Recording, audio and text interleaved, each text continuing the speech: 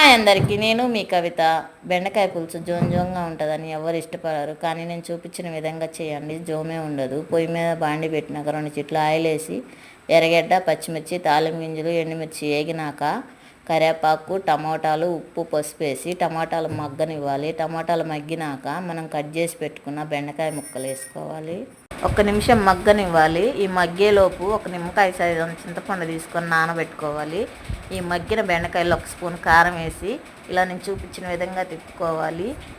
తిప్పినాక ఒక 2 గ్లాసులు వాటర్ పోసి ఒక 5 నిమిషాలు బాగా ఉడకనివ్వాలి. 5 నిమిషాలు ఉడికినాక మనం నిమ్మకాయ సైజు అంత చింతపండు నానబెట్టుకున్నాం కదా, దాంట్లోంచి గుజ్జు తీసుకొని ఈ 5 నిమిషాలు మగ్గిన కూరలో వేసుకోవాలి.